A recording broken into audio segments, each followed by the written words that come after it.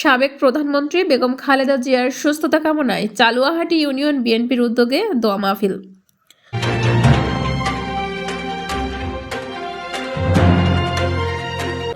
আসসালামু আলাইকুম দর্শক, সকলকে আমন্ত্রণ জানাচ্ছি বিবিআর নিউজ সংবাদে।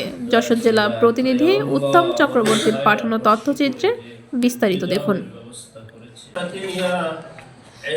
ছাত্রদেরকে সাথে নিয়ে মুরব্বীদেরকে সাথে নিয়ে সূরা কিরাত দোয়া দুরূদ আমাদের সাবেক প্রধানমন্ত্রী দেশ নেত্রী বেগম খালেদা জিয়া, গণতন্ত্রের মা, বিএনপির চেয়ারপারসন ও সাবেক 3 বারের সফল প্রধানমন্ত্রী দেশনেত্রী বেগম খালেদা জিয়ার আশু সুস্থতা কামনায় যশোরের মনিরামপুর উপজেলার নেঙ্গুরাহাট বাজারে চালুয়াহাটি ইউনিয়ন বিএনপি অঙ্গ ও সহযোগী সংগঠনের উদ্যোগে দোয়া মাহফিল অনুষ্ঠিত হয়েছে।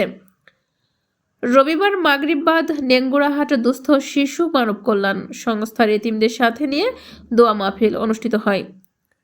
এ সময় উপস্থিত ছিলেন চালুয়াহাটি ইউনিয়ন বিএনপির সাবেক সাংগঠনিক সম্পাদক ও উপজেলা বিএনপির প্রস্তাবিত দপ্তর সম্পাদক শামসুর রহমান রনি, বিএনপির নেতা আব্দুল আলিম, শফিকুল ইসলাম, আজগর আলী, আব্দুল হাই, লিয়াকত আলী, উপজেলা স্বেচ্ছাসেবক দলের যুগ্ম আহ্বায়ক আলামিন, উপজেলা ছাত্র দলের সদস্য সচিব ইউনুস আলী জুয়েল, ইউনিয়ন স্বেচ্ছাসেবক দলের সদস্য সচিব হাসানুর রহমান, যুগ্ম আহ্বায়ক ইব্রাহিম, মিন্টু, মনিরুজ্জামান, মাসুম বিল্লাহ, তবিবুর রহমান, সদস্য আবু সাইদ, তৌফিক, সোলেমান, ইউনিয়ন যুব নেতা আবু মুসা রানা, সেলিম, রনি, রাজগঞ্জ ডিগ্রি কলেজ ছাত্র দলের সিনিয়র সহসভাপতি রাকিব হাসান, রাজগঞ্জ ফাজিল মাদ্রাসার সভাপতি আলামিন, সিনিয়র সহসভাপতি মুরসালিন, ইউনিয়ন ছাত্র দলের সভাপতি সোহেল রানা সহ আরও অনেকেই।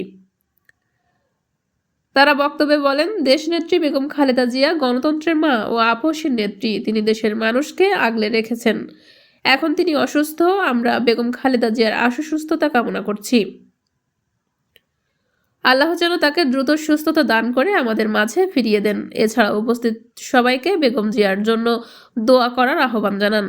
পরে দেশনেত্রী বেগম খালেদা জিয়ার আশু সুস্থতা কামনায় বিশেষ দোয়া করা হয়। দোয়া অনুষ্ঠান সঞ্চালনা করেন হাফেজ মুক্তার আলী।